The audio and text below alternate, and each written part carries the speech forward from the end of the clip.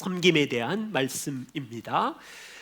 두 개의 본문을 살펴보겠습니다.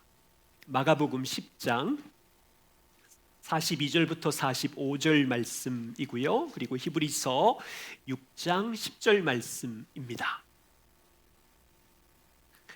마가복음 10장 42절부터 45절 한 절씩 교독하고 히브리서 6장 10절은 함께 봉독하겠습니다. 42절 제가 먼저 봉독합니다.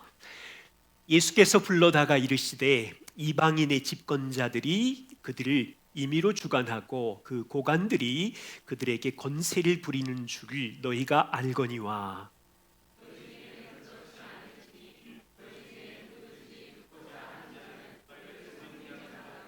너희 중에 누구든지 으뜸이 되고자 하는 자는 모든 사람의 종이 되어야 하리라. 인자가 온 것은 섬김을 받으려 함이 아니라 도리어 섬기려 하고 자기 목숨을 많은 사람의 대속물로 주려 함이니라. 아멘. 히브리서 6장 10절 함께 봉독합니다. 하나님은 불의하지 아니하사 너희 행위와 그의 이름을 위하여 나타낸 사랑으로 이미 성도를 섬긴 것과 이제도 섬기고 있는 것을 잊어버리지 아니하시느니라. 아멘. 네, 하나님께서 이 말씀을 우리가 깨닫기를 먼저 기도하겠습니다. 하나님, 주님은 사랑이시고 그 사랑은 오래 참으실 뿐 아니라 우리를 구원하신 이후에 일생 동안 우리 인생에 개입하셔서 섬겨주시니 감사합니다. 주님의 그 섬김을 힘입어 우리도 가정에서, 일터에서, 교회에서 서로 섬기는 열매를 맺게 하시니 감사합니다. 이 덕목이, 이 섬김이 우리의 인생에서 계속해서 성장할 수 있도록 도와주시고 오늘 이 말씀을 통하여 주님의 마음 깨닫게 하여 주옵소서. 예수님 이름으로 기도드립니다. 아멘. 오늘날 세상은요, 어떻게 돌아갑니까? 힘의 논리가 작동하고 있어요. 세상은 돈과 권력이 있는 강자들이 지배하고 있고 힘이 없는 약자는 지배를 받고 있지요. 힘과 권력이 있는 강자들은 약자들의 섬김을 받고 있고 연약한 자들은 강자를 위해서 일하고 섬김의 주체가 된 듯합니다. 여러분, 학교를 가면 어때요? 직장을 가면 어떻습니까? 약자들은 몇 년이 지나면 도태되어 가고 강한 자들은 회사에서 또 학교에서 인정을 받고 그들을 세우고, 그래서 이 땅의 온통 시스템은 사람들이 힘을 가진 강자가 되려고 애를 씁니다. 빠른 시간에 높은 자리에 올라가려고 경쟁하고 누군가를 짓밟고 속이고, 우리는 그런 세상에 살고 있어요. 2000년 전도 이 힘의 논리는 여전했지요. 그런데 예수님께서 반대로 말씀하세요. 누구든지 크고자 하는 자는 섬기는 자가 되라고요. 누구든지 높임을 받아 으뜸이 되고자 하는 자는 종이 되라고요. 이것은 세상이 무시하는 파격적인 하나님의 나라의 세계관입니다. 우리는 오늘 복음의 덕목 섬김을 함께 나눕니다.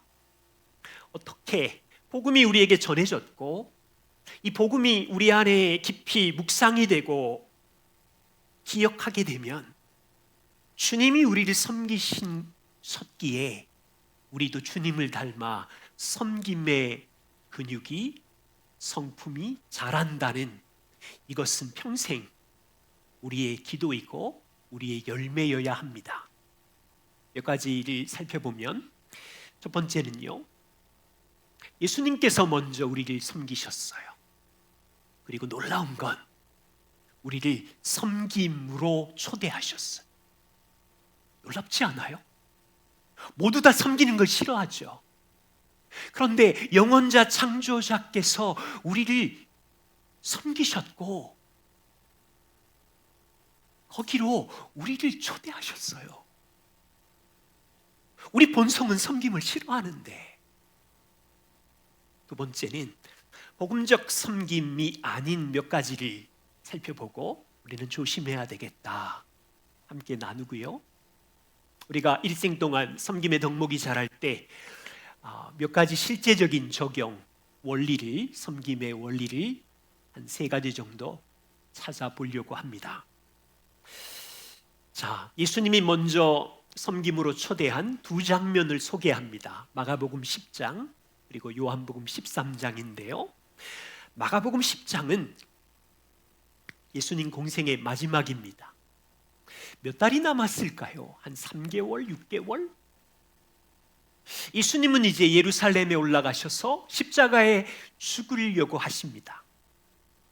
이 장면은 예루살렘으로 올라가는 길에 죽음을 앞두고 한 서너 달, 길면 6개월 전에 벌어진 사건인데 32절, 34절 본문은 정확히 기록하고 있어요. 예루살렘으로 올라가는 길에 주님은 아셨어요. 거기 올라가면 인자인 나는 대제사장과 서기관들에게 붙잡힐 것이고 그들이 나를 조롱하고 채찍질하고 십자가에 죽일 것이다. 자신의 죽음을 예고하셨어요. 마가복음 10장에는 3번째 예고가 나와요. 그때 야고보와 요한이 예수님께 다가와서 특별한 요구를 합니다. 35절. 선생님, 무엇이든지 우리가 원하는 바를 우리에게 주시기를 요청합니다. 우리도 이런 식으로 자주 기도하죠. 주님은 모든 것을 할 수 있으시니 저의 이 간절한 요청을 꼭 들어주십시오. 그들의 요청이 무엇입니까? 예수님이 묻습니다. 그래, 내가 너희에게 무엇을 하면 좋겠니? 그러자 37절.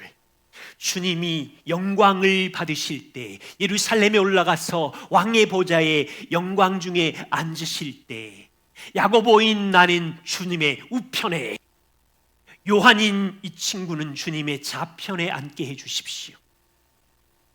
이 둘은요, 먼저 선수를 치고 있는 거예요. 죄자들 중에서 가장 높은 자리에 두 사람은 올라갈 자격이 있다고 생각했겠지요. 3년 동안 열심히 섬겼으니까. 예수님, 당신이 영광 중에 권력을 잡으면 가장 높은 장관의 자리를 주십시오. 여러분, 재밌는 건요, 이 권력의 욕망은 두 사람만 있는 게 아니었어요. 10명의 제자들 모두 다 자리다툼. 41절을 보십시오. 10제자가 반응하기를 분통이 터져서 야고보와 요한, 너희들이 높은 자리를 가로채느냐, 이 나쁜 놈들, 화를 내고. 우리 끄댕이를 잡고 싸우는지는 모르겠지만 선수를 치다니. 보세요. 3년 동안 예수님과 함께 했고 예수님은 3번이나 죽음을 예고했는데 무슨 의미인지도 모르고 12명의 제자들은 똑같이 자리다툼을 하고 있고 이 기적을 베푸는 분이 예루살렘에 올라가서 왕이 되시면 한 자리 주십시오라고 권력의 욕망에 사로잡혀 있고 그들의 마음에는 예수님을 이용해서 자기 욕망을 채우는 분으로 지금 사용하고 있는 거예요. 예수님께서 제자들을 한 자리에 부르셨어요. 42절, 예수께서 이리 와봐. 그리고는 말씀하시기를, 얘들아, 너희 눈에 로마 제국의 이방인들의 권력자, 집권자들이 백성을 어떻게 임의로 지배하는지, 주관하는지 모르느냐? 로마 제국의 세상 권력자들이 왕이 되려고, 고관이 되려고 서로 다투고 죽이고 속이고, 너희는 이미 알고 있지 않느냐? 권력의 힘으로 사람을 지배하는지 너희가 알고 있을 텐데 너희는 그렇게 하지 말지니. 예수님은 제자들이 위대해지고 높아지는 것을 비판하시지 않았어요. 진짜예요. 예수님은 여러분들이 높아지고 위대해지어서 영향력 있는 사람이 되기를 원하시죠. 예수님은 이것을 반대하신 것이 아니었어요. 너희 중에 누구든지 크고자 하는 자가 있니? 으뜸이 되고자 하는 자가 있니? 그런데 세상의 권력자들처럼 힘으로 지배하면 사람을 바꿀 수 없어. 세상을 변화시킬 수 없어. 너희가 알지 않니? 그렇게 해서는 사람이 변하지 않아. 그리고는 세상의 논리와는 전혀 다른 방법을 말씀하시기를, 너희가 위대해지고 싶으냐? 섬기는 자가 되라. 너희가 높은 자리에 올라가고 싶으냐? 종이 되라. 예수님은 힘으로 위대해지려는 세상 가치관을 완전히 뒤집어 엎는 새로운 원리를 말하고 있어요. 그리고는 45절, 자신을 모델로 말씀하시면서 하나님의 아들인 인자가 왜 온 줄 아니? 섬김을 받으려고 이 땅에 온 것이 아니라 도리어 섬기러 왔다. 너희를 대신하여 죽어서 섬겨서 너희에게 생명을 주러 왔다. 여러분, 예수님 누구세요? 창조자이고 영원자이고 온 땅의 최고 권력을 가진 왕인데 이 땅에 왜 오셨냐면 이놈의 죄인들을 힘으로, 칼로, 권력으로 심판하러 오신 게 아니라 섬기려고, 그들을 위하여 죽으려고 오셨대요. 그리고는 자리 다툼을 하는 이 제자들을 향하여, 아니야, 너희가 알지 않니? 내가 섬기러 죽으려고 온 것처럼 너희가 나의 섬김을 받았으니 세상 권력자들처럼 힘으로 칼로 휘두르지 말고 나처럼 너희도 섬겨줄 수 있겠니? 종이 될 수 있겠니? 섬김의 자리로 제자들을 초대하고 있는 거예요. 그리고 몇 개월이 지났을까요? 요한복음 13장을 보세요. 이 장면은 예수님이 십자가 위로 올라가시기 몇 주 전, 몇 시간 전이에요. 마지막 다락방에서 저녁 만찬을 제자들과 하실 때 예수님께서 벌떡 일어나시더니 수건을, 겉옷을 입으시고 수건을 허리에 두르시고 세숫대야를 가지고 와서는 물을 떠서 그분의 죽음을 아시고 마지막 제자들에게 본을 보이시면서 문화적으로는 짐승 취급받는 여종이나 하던 더러운 발을 한 사람 한 사람씩 씻어 주시기 시작하는 거예요. 예수님은 누구의 발을 씻고 있습니까? 그냥 더러운 발을 씻는 게 아니었어요. 예수님은 알고 계셨어요. 조금 후면 가룟 유다가 자기를 배반할 것을 알고 있는데 더러운 발을, 더러운 가룟 유다를 씻기고 있어요. 예수님은 알고 계셨어요. 베드로가 닭울기 전에 3번 부인할 것을 아시고도 베드로의 더러운 발을 씻기는 게 아니라 3번 자기를 부인할 이 더러운 욕망의 베드로를 끼고 계신 거예요. 예수님은 알고 계셨어요. 자기가 십자가에 못 박힐 즈음에 10명의 제자들이 도망가 버릴 것을 아시면서도 무릎을 꿇고 한 명 한 명 발을 씻기시는, 누구의 발을 씻기십니까?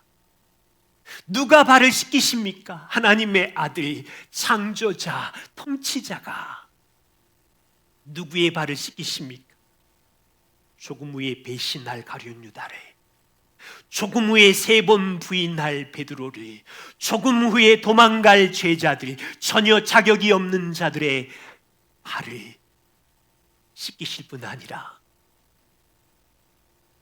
그들의 죄와 진노와 형벌을 대신하여 십자가에 그들 대신 죽으려고 올라가는 이 예수님의 장엄한 결심과 사랑과 섬김을 보세요.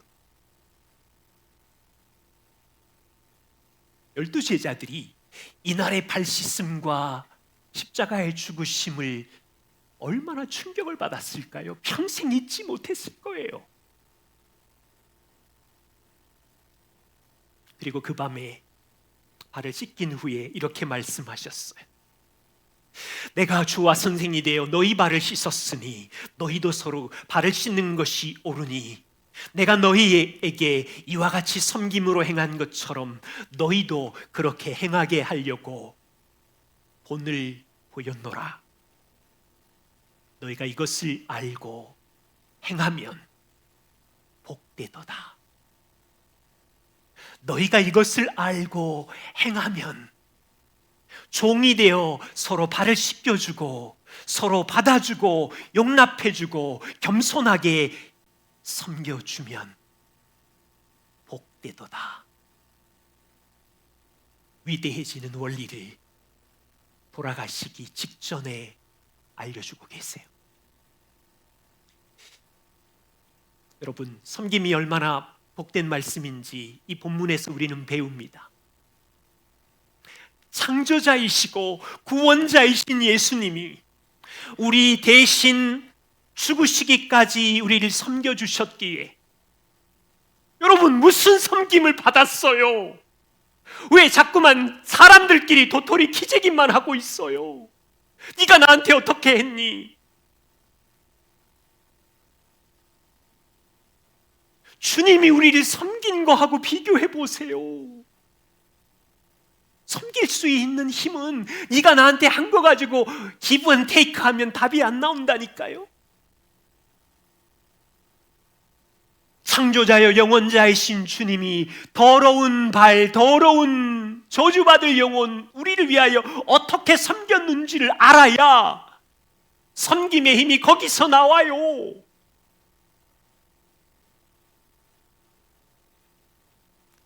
그러므로 그리스도인의 섬김은요, 해도 되고 안 해도 되는 선택사항이 아니에요.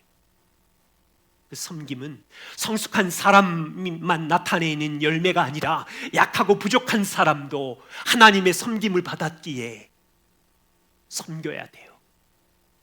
목사랑 집사, 특별한 찬양팀만 섬기는 게 아니라 그리스도의 복음의 은혜를 받은 모든 사람들이 섬김의 부르심에 초대된 거예요.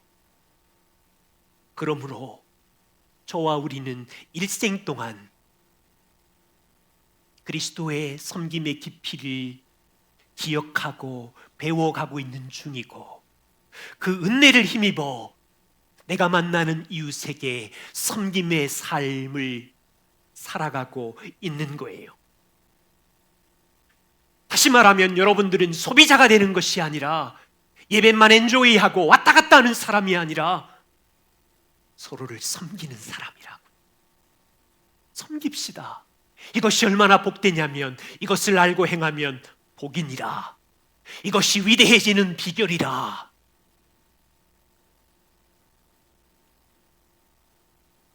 축하합니다. 하나님의 섬김의 초대를 받아 섬기는 자로 여기 계시는 여러분들 축하드립니다. 별로 좋아하는 분이 없으시네. 두 번째, 복음적 섬김의 동기가 아닌 것이 있어요.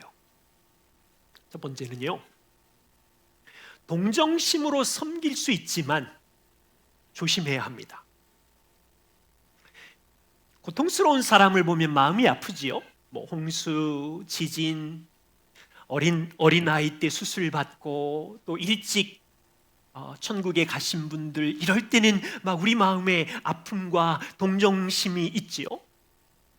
올해 우리 피스메이커 겨울에 성탄절 수원 지역에 있는 이웃 돕기를 할 텐데, 고아원이든 나이 많은 어르신을 섬길 때 우리는 동정심이 일어나서 섬길 수 있어요.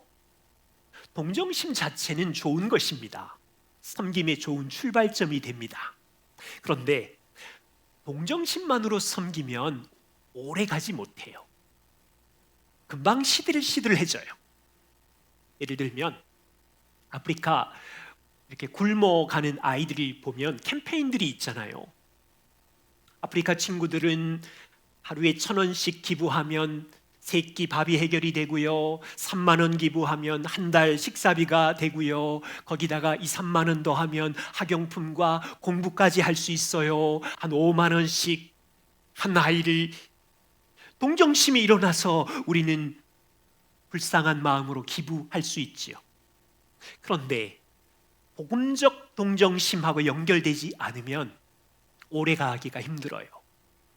복음적 동정심은 무엇입니까? 복음의 동기는 아프리카 굶주린 사람보다 저와 우리는 더 심각한 망가진 사람, 완전히 가난했던 사람, 완전히 파산된 사람이었을 때 부유하신 그리스도께서 우리를 긍휼히 여기사 우리가 부유해졌잖아요. 이 복음적 동기가 있을 때 우리의 동정심과 긍휼은 희속될 수 있어요. 두 번째는 의무감으로 섬기는 것을 조심해야 돼요. 요즘 보면 학생들에게 다른 사람을 긍휼히 여기고 섬기는 걸 키우려고 학교, 좋은 대학을 들어가든지 직장에 들어가려면 봉사활동 시간을 채우더라고요. 여러분, 좋은 동기지만 물론 교육할 때는 필요해 보여요.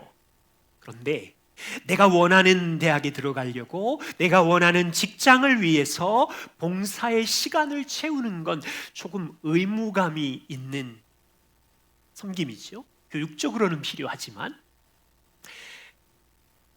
판사가 음주단속 걸린 사람에게 판결하기를 당신은 사회봉사 200시간을 채워야 합니다. 그래서 고아원이든 봉사로 섬기는 것, 어쩔 수 없어서 의무감으로 섬길 수 있지요. 예를 들어 봅시다. 저희 집에 두 아들이 저희가 온 힘을 다해서 자녀 양육을 한다고 했지만 어느 날 아들들이 이렇게 말해요. 아빠와 엄마는 3가지 목소리를 가진 것 같아요.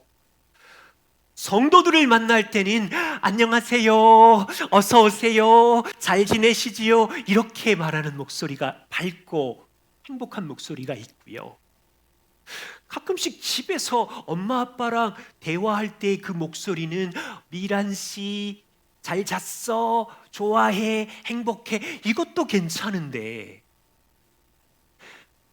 왜 아들들 사랑한다고 말하면서 우리한테는 이거 해, 저거 해, 왜 불순종하니, 이리 와, 그렇게 하면 혼나, 왜 톤과 음성이 완전히 바뀌세요? 우리 자녀 여러분, 혹시 그러시면 엄마 아빠에게 자주 얘기하세요. 엄마 아빠들은 자극이 필요해요. 우리한테도 부드럽게 얘기하라고 엄마 아빠에게 말해줘야 돼요. 생각해 봤어요. 자녀 양육을 잘하고 싶었는데 저의 마음 안에는 자녀 양육을 의무감으로 받아들이기 시작하다가 자녀들에게 들켜버린 연약한 모습이었어요. 자녀를 섬기는 때마다 자녀들에게 뭔가를 돌아오는 게 없어서, 아니 이만큼 했으면 좀 공부도 좀 잘하고 조금 성실하고 순종도 잘하고 보답으로 돌아와야 되고 때로는 존경으로 돌아와야 되는데 아빠 엄마를 무시하고 불순종하니까 돌아오는 게 없으니까 우리의 말의 게이지는 올라가고 자녀와 부딪히고 서투르고 연약한 자녀 양육이 계속되었지요. 그리스도인의 섬김은 의무감, 그런 섬김이 아니지요. 직장에서 돈을 벌어야 할 때 나는 공급자니까 의무감으로 아침에 출근하고 퇴근해서 섬기면 기쁨이 없어지지요. 그런데 아세요? 그리스도인들에게 직장의 일터는 섬길 이유가 충분히 있어요. 직장에서 그리스도인으로서 주님을 섬기면서 빛을 드러내는 섬김의 이유를 우리가 가지는 거죠.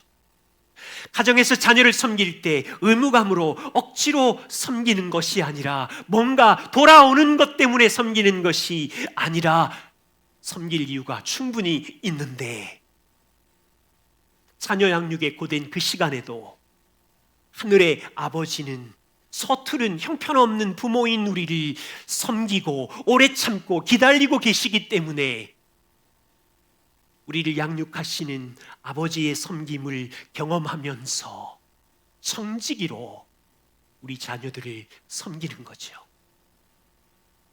여러분이 섬김의 이유를 못 찾으면, 위로부터 하나님 아버지가 우리를 섬긴다는 이 이유를 못 찾으면 우리는 눈에 보이는 우상을 가지고 의무감으로 섬길 수 있음을 기억해야 합니다.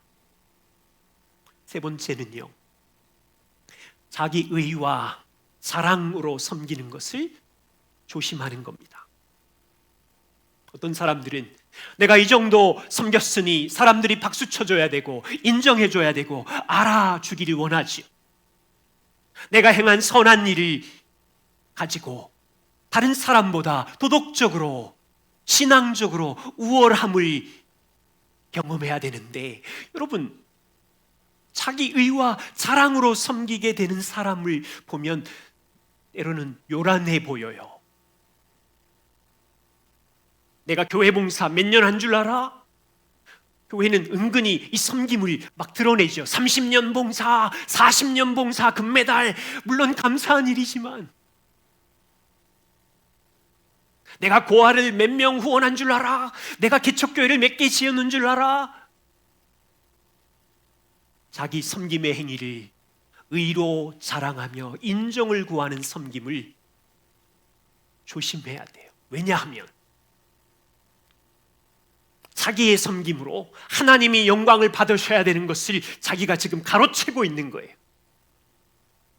그런 섬김을 우리가 주를 위해서 사용되는 기쁨을 가져야 되는데, 하나님이 받으셔야 되는 영광을 내가 가로채서 내가 박수받고 인정받는 것을 조심해야죠. 물론 우리는 잘하는 사람을 격려하기 위해서 박수치고 격려할 거예요. 그런데 스스로 그것을 요구하는 자기 의의 섬김을 조심하라는 거죠.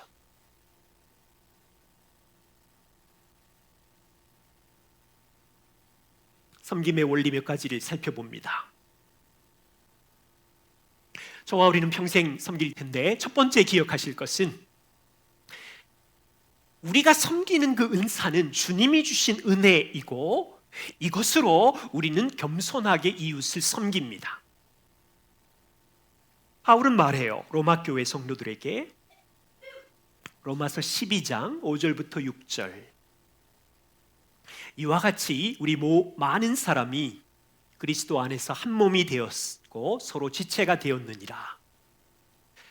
우리에게 하나님께서 주신 은혜가 있는데 각 사람이 받은 은사가 있어요. 그런데 각각 은사가 달라요. 6절부터 8절까지 보면 7가지 은사가 등장합니다. 교회 안에 어떤 사람에게는 예언의 은사를, 누구에게는 섬김의 은사를, 누구에게는 가르치는 은사를, 위로의 은사, 구제의 은사, 다스리는 은사, 긍휼의 은사, 이거 말고도 많겠지요. 각 사람에게 다른 은사를 주셨다는 말은 무슨 의미입니까? 각 사람 누구도 완벽한 사람은 없다는 뜻이고, 그 말은 모든 사람은 다 부족하다는 뜻이고, 그래서 하나님께서 주신 은혜, 은사로 서로를 섬기면서 한 몸이 되어 가라는 의미입니다. 다시요. 각 사람에게 다른 은사를 주셨다는 말인, 누구도 완벽한 사람은 없고 각 사람은 부족하다는 의미고 죄인이라는 의미고, 그래서 하나님께서 한 몸을 이루어서 각 사람에게 은혜를 주신 것은 그 은사로 서로를 돌보고 격려하면서 한 몸을 이루어 가라고요. 우리 교회 안에 누군가에게 섬김의 은사를 주었습니다. 그렇다면 교회 안에 섬김의 은사를 받아야 되는 연약한 지체가 있다는 말이지요. 섬기는 사람은 시간을 그 사람에게 주고 돌보고 섬기라고 하십니다. 교회 안에 누군가가 가르친다면, 누군가는 성경의 지식이 부족하고 하나님을 아는 지식이 부족하기에 가르치는 은사를 가진 사람이 도와주라는 겁니다. 겸손하게. 교회 안에 누군가가 어떤 사람을 위로한다면, 교회 안에 누군가는 신음하고 있고 위로가 필요한 상황이라는 말이죠. 교회 안에 누군가가 물질로 그 사람을 구제한다면, 누군가는 재정에 막혀 있고 가난해 있다는 뜻입니다. 그래서 물질에 여유가 있는 사람이 이것은 주께로부터 온 은혜이니 물질을 자랑하지 않고 여기 성실하게 나누라라고 되어 있어요. 누군가 교회를 다스립니다. 그렇다면 누군가는 인도함을 받겠죠. 다스리는 사람은 겸손하게 다스려야 하고, 인도함을 받는 사람도 다스리는 사람을 위해 기도하며 겸손하게 순종하면서 가겠지요. 그래서 다스리는 사람은 어깨 힘주고 교만하지 않아야 하고 부지런함으로 섬기라고 합니다. 누군가가 긍휼을 베푼다면, 교회 안에 있는 누군가는 고난 속에서 긍휼의 손길이 필요해요. 베푸는 사람은 억지로 베푸는 것이 아니라 즐거움으로. 보세요. 교회 안에는 한 사람도 완벽하지 않고 부족한 것을 하나님은 아시지요. 교회의 머리 되신 그리스도는. 그래서 하나님은 은혜를 각 사람에게 주시는데 그 은사로 서로의 부족함을 채워주고 섬기면서 그리스도의 몸을 이루어 가라는 거예요. 자, 섬길 때 그래서 겸손이 중요해요. 우리 눈에는 어떤 사람은 부유하고 어떤 사람은 가난하지요. 우리 안에 있는 치명적인 죄는 부유한 사람은 우월감을 가질 거고, 가난한 사람은 수치심이 있을 거고, 내가 가난한 걸 드러내고 싶지 않을 거고, 우리 눈에 어떤 사람은 성숙해서 성경적 지식이 많고, 어떤 사람은 새가족이고, 어떤 사람은 이제 성경을 배우기 시작했어요. 어떤 사람은 인도하고 다스리는데 어떤 사람은 인도를 받아야 돼요. 이 모든 과정에 각 사람 마음에 있는 치명적인 죄의 본성은 비교하고 싶고, 내 은사가 세다고 자랑하고 싶고, 쟤는 왜 안 변하냐고, 이렇게 도와줬는데. 그래서 섬길 때마다 겸손이 중요한 거예요.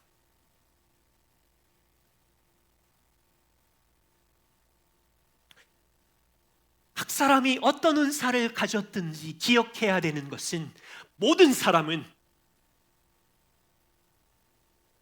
창조자, 구원자 하나님의 은혜를 입은 자고 그 은혜로 인하여 완전한 죄 용서를 받은 자고 그분의 완전한 의로운 삶을 통해서 의로운 자녀로 서 있는 자고 강한 자든 약한 자든 어떤 은사를 가졌든 모두 다 하늘의 영원한 천국을 기업으로 상속받은 자이기에 불완전한 세상에서 서로 돌보고 부족함을 채우고 겸손하게 섬기라는 거예요.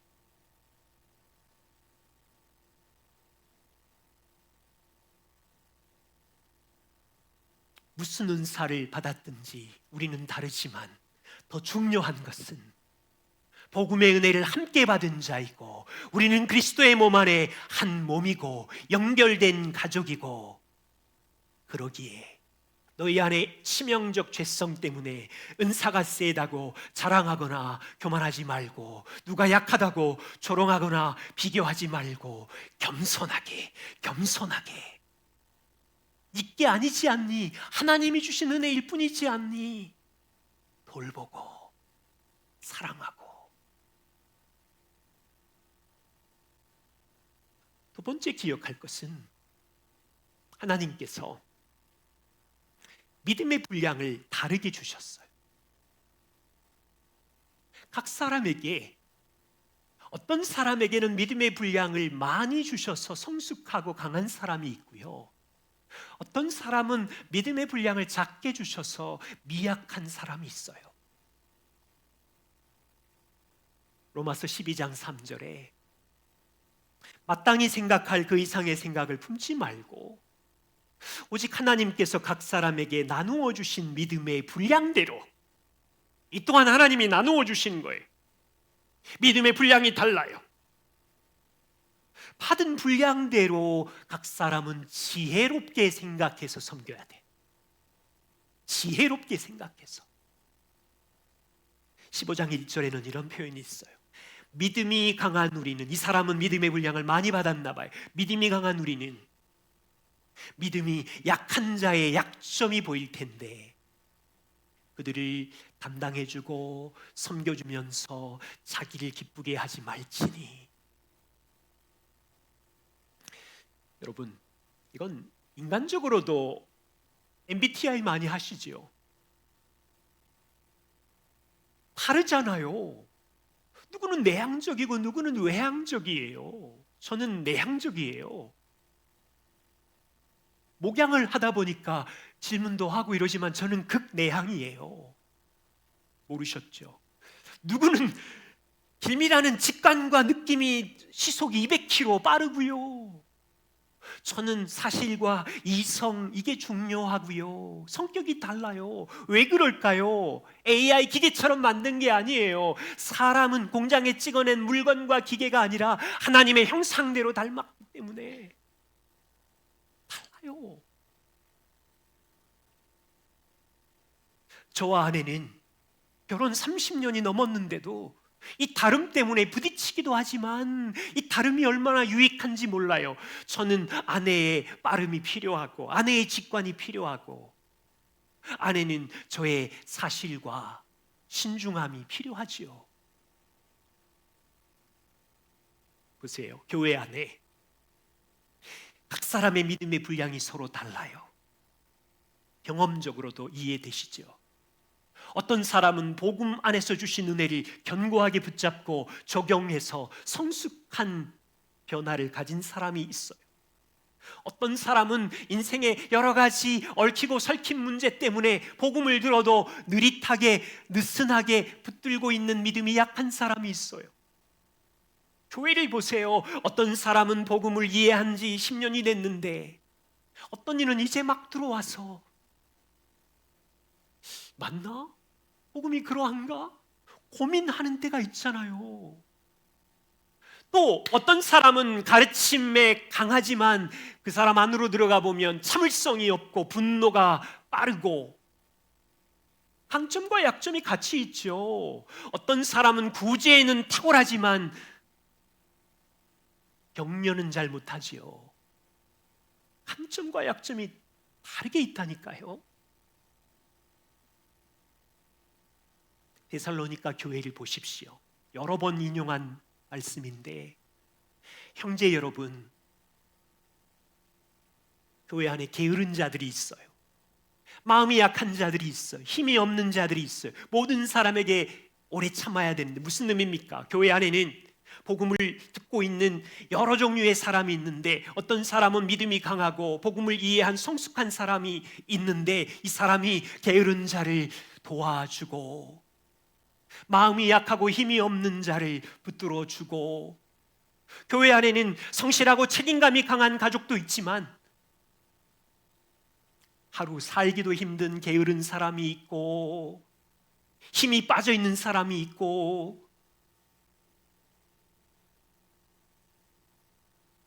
교회 안에 이토록 다양한 사람들이, 믿음의 분량의 크기가 다른 사람들이 있지만, 이 모든 사람들은 그리스도의 십자가의 복음의 은혜를 함께 받은 자이고, 죄 용서의 은혜를 같이 받은 자이고, 의로움의 은혜도 같이 받았고, 그 각 사람 안에 성령이 함께 일하시면서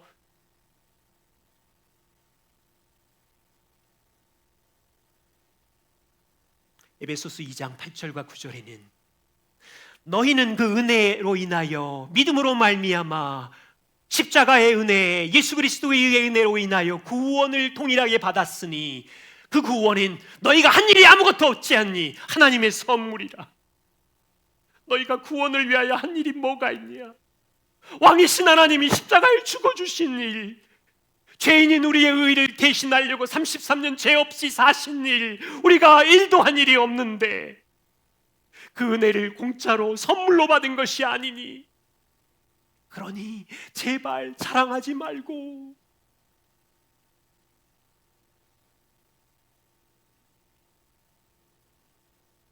각 사람 안에는 믿음의 분량이 있어서 강한 사람, 성숙한 사람이 교회 안에 있을 것이고, 믿음이 약하고 힘이 떨어진 사람이 교회 안에 있겠지만, 머리 대신 주님이 성숙한 사람이든 약한 사람이든 모두 다 사랑하고 모두 다 그들을 위해서 섬기고 있고 모두 다 한 몸이 되기를 원하는데,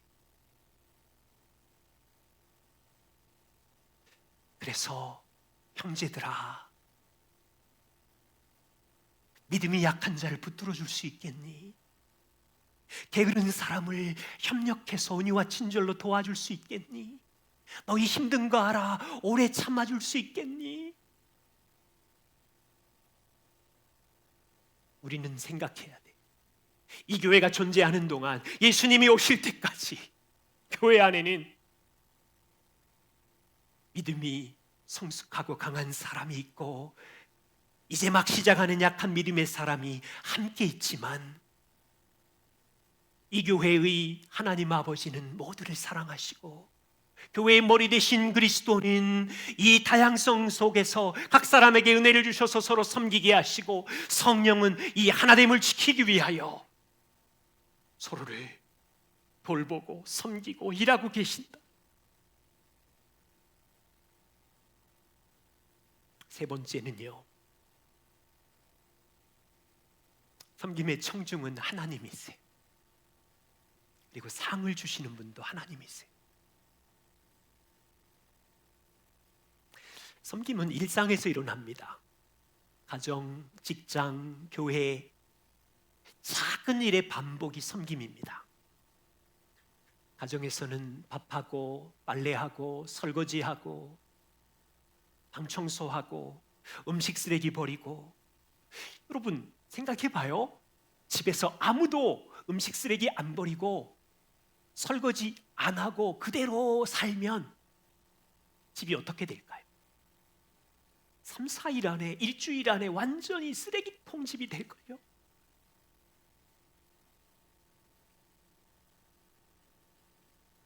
일상의 섬김은 작아요. 보잘것없어요. 아무도 보지 않는 것 같아요. 그래서 일상의 섬김을 실천해 갈 때 우리는 쉽게 지치고 피곤하고 한계가 금방 와요. 좋은 의도로 섬김을 시작했다가 마음 안에 있는 치명적 죄가 작동해서 왜 나만 섬기는 거야? 내가 바보야, 내가 종이야, 내가 평생 이렇게 섬겨야 돼. 이건 너무 불공평해. 나만 참고 있으라고? 내가 기계야? 가족을 섬기든 교회를 섬기든 섬김은 너무도 선한 일이지만 섬기는 과정 안에 우리의 기쁨은 사라지고요, 자주 낙심되고요, 섬김을 포기하고 싶고요. 뭐 예수님이 위대하든 뭐든 난 모르겠어, 안 해버릴 거야.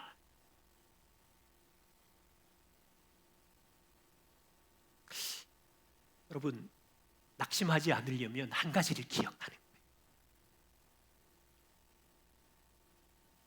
예수님이 섬김에 청중이세요.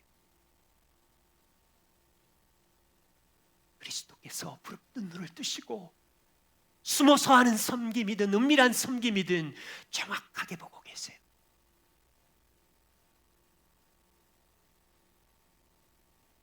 현실에서는 사람들 앞에 설교하고 찬양하고 뭐 등등 보이는 섬김이 커 보이고 아무도 보지 않는 은밀한 섬김은 별로 중요해 보이지 않죠. 집에서 청소하고 뒷정리하고 음식 쓰레기 치우고 고통 중에 있는 지체를 위로하고 은밀히 기도하고 이건 보여지지 않으니까 뽀대도 안 나지요. 그래서 사람들은 눈에 보이는 섬김은 좋아하지만 은밀한 섬김은 더 빨리 낙심하지요. 그런데 마태복음 6장 3절 4절, 너는 구제할 때 오른손이 하는 것을 왼손이 모르게 해라. 옆에 있는데 모르게 하래요. 은밀한 중에 보시는 하늘 아버지께서 반드시 갚아주시리라. 말씀을 믿으세요. 골로새서 3장, 투정하는 직업이 노예인 사람이 교회에 와서 투정했더니 바울이 말하기를, 얘야 너의 직장에서 노예 일을 할 때 무슨 일을 하든지 마음을 다하여 죽게 해라. 까칠한 주인 앞에 있는데 까칠한 주인 사람에게 하듯 하지 말고 그것을 보고 계시는 주님을 섬기는 거다. 상은 주님께 받는 거다. 여러분, 직장에서 이 말씀을 기억하세요. 이 약속을 믿는다면 아무도 알아주지 않는 섬김을 우리는 할 수 있어요. 왜? 청중은 하나님이시니까.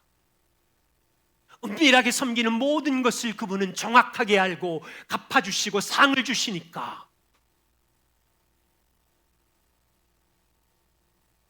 그래서 섬김은 빙산과 같아요. 여러분, 빙산 아시죠? 얼음 덩어리. 사진 하나 보여주세요. 사진 찾은 거예요. 눈에 보이는 물 위에 떠 있는 빙산, 배 타고 가면 요거밖에 보이지 않지만 아래쪽에 거대한 빙산이 함께 있어요. 보이지 않는 빙산의 많은 부분이 물 아래 숨어 있다고요. 대부분의 섬김은 이것과 같아요. 우리끼리, 가족들끼리 교회 안에서 보는 이건 작은 부분이고 유일한 청중이신 하나님의 눈에 들키는 숨겨진 섬김의 부분, 감추어진 섬김의 동기, 주님을 사랑해서 섬기는지, 인정받으려고 섬기는지, 죄책감으로 섬기는지, 복음이 기뻐서 섬기는지, 감추어져 있는 섬김의 부분이 청중이신 주님께는 다 드러나 있고 갚아주신대요. 여러분에게 기쁜 소식을 전하고 마무리합니다. 히브리서 6장 10절, 하나님은 불의치 아니하시니, 무슨 의미인지 아세요? 하나님은 불의한 분이 아니니, 하나님은 모든 것을 보는 공의로운 분이니 너희의 행동과 예수 그리스도의 이름을 위하여 나타낸 사랑으로 이미 성도를 섬긴 것, 과거의 성도를 섬긴 모든 것을 잊어버리지 않고 있고 이제도 지금도 섬기는 모든 일들, 동기들을 하나님은 다 기억하고 있어.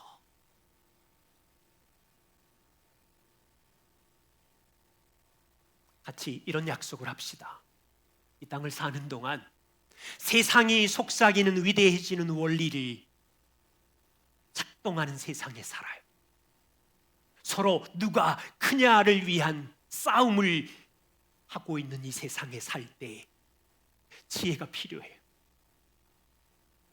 멈추고 예수님이 말씀하신 하나님 나라의 위대해지는 섬김의 근육을 어떻게 키우지? 섬김에 예수님이 여러분을 초대하셨어요. 모두 다 큰 자가 되기를 원해. 옆에 있는 사람을 섬겨줄 수 있겠니? 너희가 높아지고 으뜸이 되기를 원해. 내가 너의 종이 된 것처럼 종이 되어줄 수 있겠니? 이것이 그리스도께서 우리를 섬기신 것을 알고 삶으로 살아낼 수 있다면 복이니라. 기도하겠습니다.